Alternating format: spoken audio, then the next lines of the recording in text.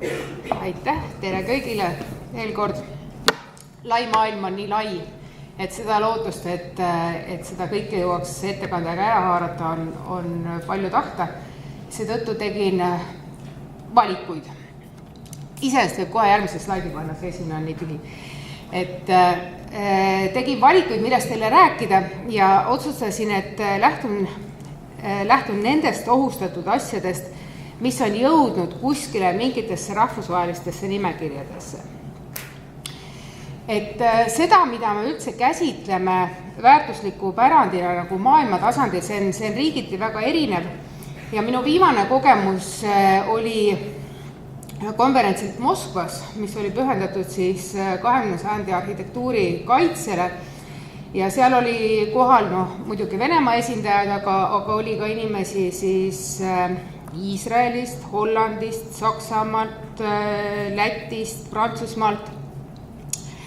Ja need ettekanded, mida me pidasime, et mina rääkisin enam-vähem seda sama juttu, mida me siin hommikul oleme kuulnud, ehk siis Rapla Kekist ja Ugala teatrist ja Paide kultuurimajast ja nii edasi. Ja selgus, et ma olin teistest ikka nagu mitukümmend kümnendit noorema pärandi kallal. Et ülejäänud kolleegid siis rääkisid valdavalt 20. 30. aastate arhitektuurist ja päris palju räägiti siis ka 50. ja 60. aastatest.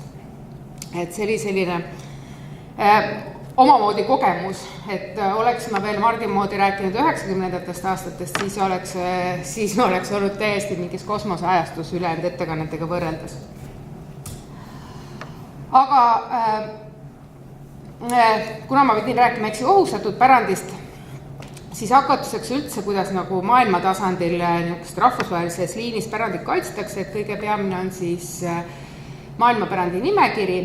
Kuna maailmapärandi nimekirjas on üle 1000 objekti ja seal tegelikult sellist otsingusüsteemi ei ole, mille järgi jagada ära, siis mis on 20. sajandist pärit, siis ma jätsin selle suure töö tegemata, aga võin teile öelda, et näidetena on seal näiteks Berliini need moodsad eeslinnad 20. sajandist, nüüd on kaitsele võetud Le Corbusier pärand ja ühte teist selliseid objekte siit ja sealt ikkagi leiab, aga pigem ikkagi nagu sellest 20. sajandi alguse otsast.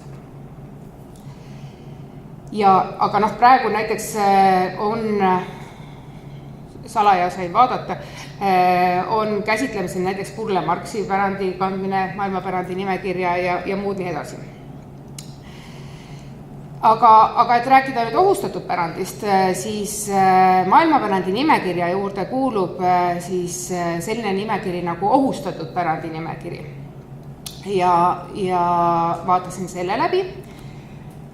Siis vaatasin läbi ka ICOMOS on ehk siis rahvusvaheline muinsuskaitse ekspertorganisatsioon, mille esimees ma olen Eestis ja mille juhatuse liige ma olen rahvusvahelisel tasandil.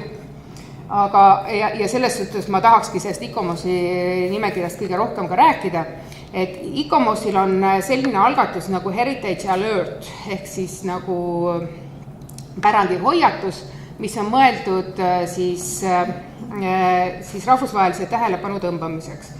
Ja sellest alertist ma nüüd räägin teile ka pisut pikemalt, aga sissejuhatavalt veel, et kui tahate näha rahvusvaheliselt põnevat kaasaegset arhitektuuri, siis ICOMOS-i üks teaduskomiteedest on pühendatud 20. sajandi arhitektuuri küsimustele ja nemad tegelevad kaugelt rohkemate asjadega kui see, mis on maailmapärandi nimekirja kantud. Ja ma soovitan teil, kes on Facebooki kasutajad, liituda sellise rühmaga nagu see 20. sajandi komitee rühm, et sealt tuleb neil nagu pidevalt, nagu sisuliselt igapäevaselt tuleb siis põnevaid pilte moodsamast väärtuslikust arhitektuurist maailmas. Ja siis üks niisugune oluline rahvusvaheline nimekiri Euroopa tasandil on Euroopa 7 enim ohustatud pärandipaika. Ma arvan, et see teema on meil kõigile tuttav, sellepärast et 2016. aastal sattus sinna nimekirja ka siis Patarei merekindlus. Ja Aga lisaks sellele on siis igasuguseid väikseid riiklikke initsiatiive, et näiteks kas Save Britain's Heritage või siis Norral on oma muinsuskaitseselts ja ameeriklastel on mitmeid organisatsioone, kes siis neid niisuguseid häireid korraldavad, kui midagi nende arvatust on halvasti kaitstud ja me võime sellesse ritta julgelt panna ka Eesti Muinsuskaitseseltsi Karuteene medali, mis on ka üks võimalus siis pöörata tähelepanu sellele, mis on ohus. Aga paneks järgmise slaidi, et see nüüd on UNESCO maailmapärandi koduleheküljelt võetud kaart, et hetkeseisuga on selles UNESCO maailmapärandi nimekirjas, ohustatud pärandi nimekirjas 54 objekti. Ja te näete siit geograafiliselt ka päris hästi, et kus nad peamiselt asuvad, et siis Ladina-Ameerika ja Aafrika. Ja ma vaatasin selle nimekirja, ma vaatasin rahulikult läbi ja sain tulemuseks 20. sajandi kohta 0. Ükski 20. sajandi objekt maailmapärandi nimekirjas ohustatud ei ole. Aga valdavalt siis sinna ohustatud pärandi nimekirja jõuavad ka asjad, mis on seotud kas siis mingi sõjategevusega, üleujutustega, mingi looduskatastroofide ja muude sääraste asjadega. Samas on see ainukene nii-öelda tõesti ametlik nimekiri, mille kohta siis võiks reageerida. Et siit edasi läheme siis ICOMOS-i nimekirjade juurde.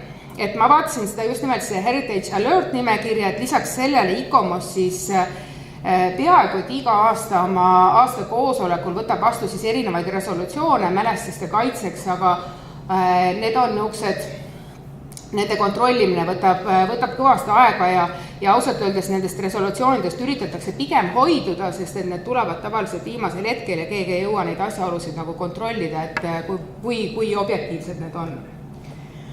Aga nüüd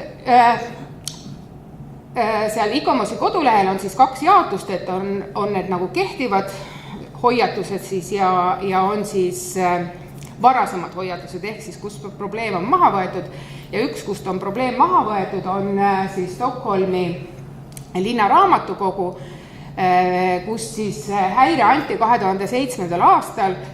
Rootslased kirjutasid paremale ja vasakule neid kirju ja palusid toetuskirju, me kirjutasime Eesti ICOMOS-i poolt ka toetuskirja ja küsimus oli selles, et raamatukogule taheti teha siis suur ja sobimatu juurdeehitus ja tänu sellele kirjade laviinile, mis siis Stockholmi linnavalitsus tabas, võeti kätte ja see projekt tehti ümber, nii et see on niisugune hästi õnnestunud juhtum.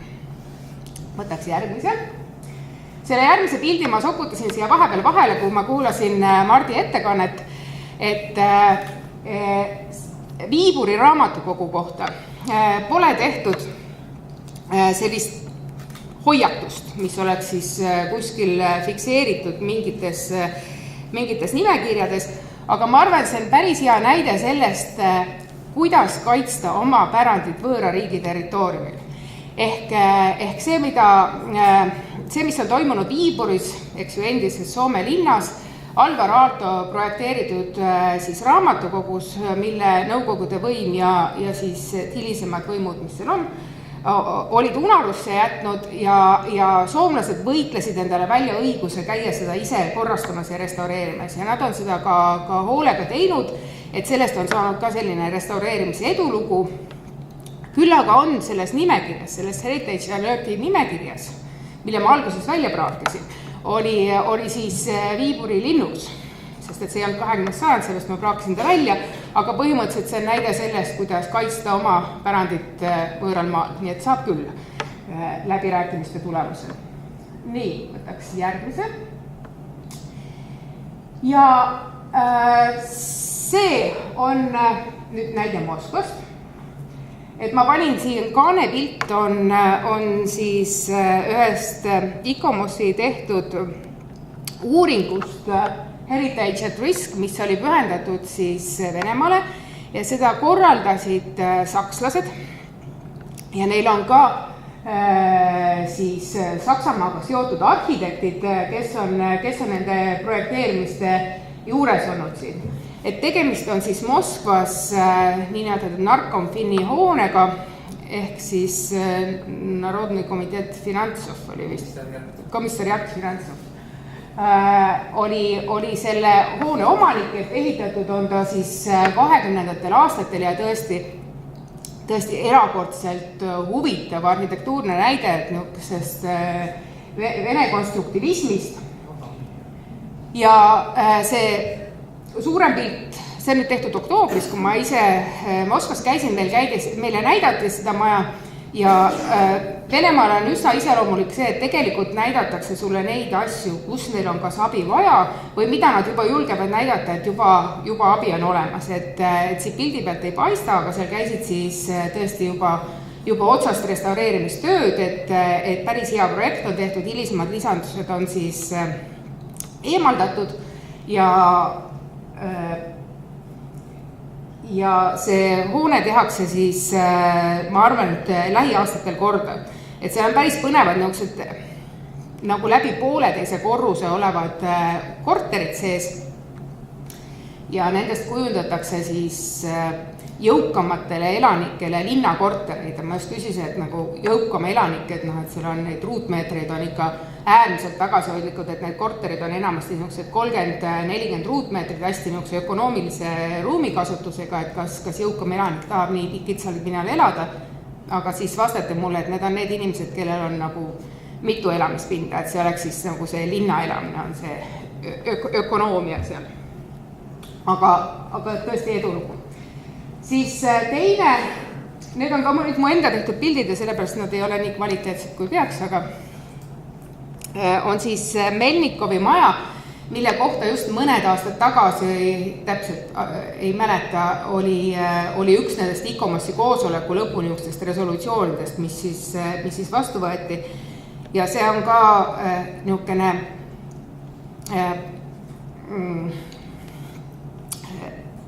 nagu otsingu arhitektuur, ehk siis arhitekt Melnikov üritas välja töötada sellist majamudelit, et oleks võimalikult ökonoomne, samas linnaruumis hästi kasutatav, et ta koosneb 2 silindrist, mis on nagu otsapidi kokku pandud, et seest ka väga põneva arhitektuuriga ja sellel on ka nüüd, see kuulus ka sellesse eelmise pildil näidatud sellesse sakslaste projekti, et sakslased on üritanud siis sekkuda Venemaal toimuvasse ja leida siis parimaid lahendusi ja selle Melnikovi maja puhul meile öeldi ka, et seal on nagu lootust, et rahad tuleb peale ja see tehakse korda, aga ta nii väike, ta on tõesti nagu ühe pere elamu, et ta jääb toimima siis sellise korter või maja muuseumina.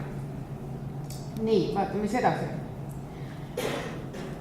Siis, kus on kehtiv hoiatus peal, on siis Erich Mendelssohni projekteeritud see Krasnaja Znamja vabrik Peterburis, et siin ei paista mingisugust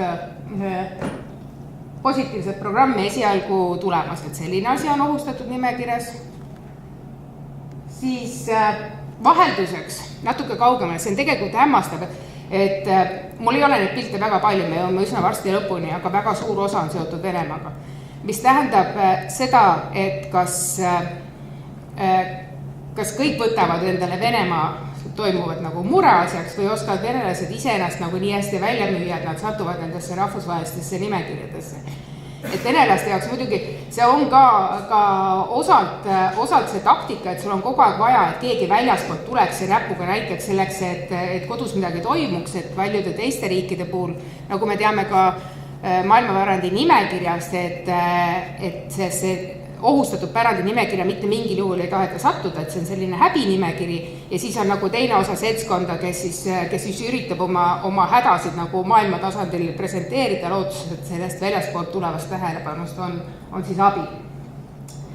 Aga siin on jah, siis üks näide on siis Jaapanist, et see on ühe pühamu siis administratiivhoone, mis valmis 60. aastatel ja sai kohe nagu valmis järgselt ka siis terve rea erinevaid auhindu ja sellel majal tal on terve rida konstruktiivseid probleeme, ehk teda tahetakse lammutada siis erinevate läbijooksude ja muude asjade pärast ja selleks, et seda lammutamist ära hoida, on siis ta pandud sellesse Heritage Alert nimekirja. siis meile palju lähemal näide ja ilmselt ka paljudele tuttav näide on siis Oslost, et üldiselt me ju arvame, et neil seal Norras on kõik hästi, aga kõikide asjadega ei ole ka, et tegemist on siis selle kuulsa valitsushoonete kompleksiga, mis oli kindlasti omas ajas üks kõige moodsamaid ja kus mäletatavasti nüüd, mis aasta see oli, kui meil oli see suur terrorirünnak seal, Breiviki pommid ja üllatus sellistes olukordades, kus on toimunud niisugune suurem tragöödia ja on vaja tegeleda siis erinevate lisaks arhitektuursetele probleemidele, konstruktiivsetele probleemidele, ilmub välja ka terve rida siis erinevaid arendushuvisid. Ja ma olen nüüd ise paar korda pärast seda Oslos käinud, et kõige rohkem sai kannatada see suur kõrgehoone, mis seal keskel on, ehk see niinimetatud H-korpus, kus on tehtud ka tugevusarvutused ja välja arvutatud, et probleemi ei ole, et see on täiesti taastatav ja korrastatav ja see Y-korpus ehk siis see maa peal olev siis Y-tähekujuline korpus, mille otsas on ka Pablo Picasso siis fresko, et sellel pole suurt häda midagi. Aga kuna sealt alt jookseb läbi maantee, siis just nimelt hoone alt ja sellega on erinevaid probleeme, pluss on tekkinud siis tohutu arendushuvi, et selle Y-hoone võiks üldse maha lammutada ja selle asemel ehitada siis nagu midagi moodsamat ja see argumendid on üritatud nagu tõestada sellega, et pärast seda pommiplahvatust on see konstruktiivselt nii nõrgaks muutunud ja nüüd käib seal siis jagelemine sellepärast, et kelle arvutused on õigemad ja täpsemad ja norrakad palusid siis rahvusvahelist tähelepanu selleks, et seda hoonet päästa. Et praegu tundub, et need arendusplaanid on nagu maha vaibunud, et see vastuseis oli päris tugev. Siis Berliinist ka üks niisugune tuntud kongressi ja konverentsikeskus hiiglaslike mõõtmetega ja arhitektuurselt siis üles kiidetud keskus, et see suleti 2014. aastal ja ta seisab siiamaani tühjana, et sellele pole nagu mingisugust kasutust leidnud, et ka see on siis saavutanud nagu selle rahvusvahelise tähelepanu tema probleemid. Ja siis selline tore sadam Sydneys nagu Darling Harbour, mis on ka siis, ta jääb 20. sajandi alguses, on suur osa sellest hoonestusest, et siia tuli peale ka siis tohutu arendus ja ma olen aru saanud, et see on siis suhteliselt lootusetu juhtum, et sinna on rajatud siis tohutu suur niisugune kommerts- ja lõbustuskeskus ja ICOMOS siis just lepiti just kokku nüüd meie eelmisel koosolekul, et järgmine suur peaassamblee aastal 2020 toimub siis Sydneys, et Sydney linnavõimud on nagu tohutult huvitatud sellest, et kogu see rahvusvaheline muinsuskaitse üldsus sinna kohale tuleb ja kohalik ICOMOS siis itsitab pihku ja ütleb, et näidake siis palun kõike seda, mis toimub meie Darling Harbouris ka, et suur osa nendest ilmselt konverentsisündmustest hakkabki seal Darling Harbouri uues arenduses siis toimuma. Aga tüüpiliselt nendele meie arenduslehtedele ka, et ma eile üritasin guugeldada siis lisainfot selle kohta, nii kui see Darling Harbour sisse kirjutad, siis seal tuleb nagu jälle kõik need kohvikud, restoranid, näitusesaalid, kõik nii edasi, et seda ajaloo kohta nagu sisuliselt internetist lihtsa otsinguga infot ei leia. Siis järgmine Venemaa asi. Ja see ei ole nüüd enam ICOMOS-i nimekirja. ICOMOS-i nimekirja me nüüd ammendasime 20. sajandi osas. Et nüüd on tegemist Euroopa Nostra nimekirjaga. Et Euroopa Nostra on siis põhimõtteliselt ka vaba ühendus, aga vastupidiselt siis tegemist on siis nagu muinsuskaitse huviliste organisatsiooniga ja niisuguste muinsuskaitsemetseenide organisatsiooniga, et vastupidiselt siis ekspertorganisatsioonidele, et nendel huviliste organisatsioonidel tavaliselt on nagu raha ja jõudu ja powerit, et olla nagu märksa rohkem pildil kui ekspertidel on. Ja nemad korraldavad ka siis suure kampaania saatel alati nende ohustatud pärandi nimekirjade valimise ja sa võid nagu, see on tohutu konkureerimise protsess, et kes siis nagu võidab, et kes on nagu kõige halvemas seisukorras, see saab siis nagu kõige vingema tähelepanu osaliseks. Ja see oli siis Venemaalt, et tegemist oli siis endiste preisialadele jääva siis linnakesega ja sellest tutvustusest, mida ma lugesin ka, et siin toodi just võrdlus Siemensstadtiga, et üsna analoog. Nii, ja lähme tagasi. Ja siis üllatus, et vaadake, kuidas see nimekiri kulgeb, et meil on tõesti seal, meil on üks asi Jaapanist, üks asi on Austraaliast, siis meil on ports Venemaa asju ja siis meil on tegelikult peotäis Põhjamaade asju, et need on need, kes on siis nagu, kes võitlevad selle tähelepanu eest. Ja Malmi lennujaam Helsingis on lennujaamana kasutusel, et siin ei olegi probleem selles, et otseselt seda lennujaama midagi ohustaks, aga ohustaks arendus, mis on siis kavandatud lennujaama ümbrusesse, et sellepärast on ta nimekirja võetud.